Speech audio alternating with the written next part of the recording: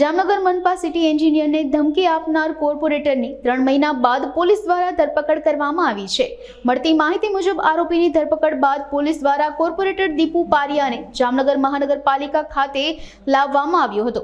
આરોપીને સિટી એન્જિનિયરની ઓફિસે લઈ જઈ રિહર્સલ કરવામાં આવ્યું હતું। ત્યારબાદ તેમજ પોલીસે આ સમગ્ર મામલે તપાસ હાથ ધરી છે।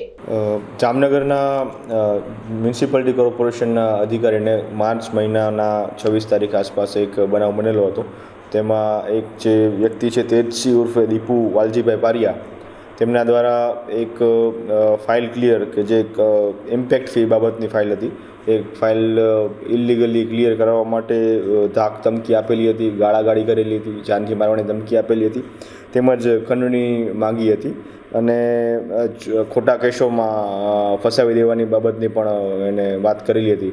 આ તમામ બાબતનો ગુનો Jamnagar city A division police સ્ટેશનમાં નોંધાયો હતો, જેની તપાસ ચાલતી હતી। જેમાં જે આરોપી હતો તેજસિંહ ઉર્ફે દીપુભાઈ વાલજીભાઈ પારિયા, એમની ગઈકાલે સાંજના સમયે અટક કરવામાં આવેલ છે અને તેમના આગળના રિમાન્ડ માગવા બાબતની તજવીજ ચાલુ છે।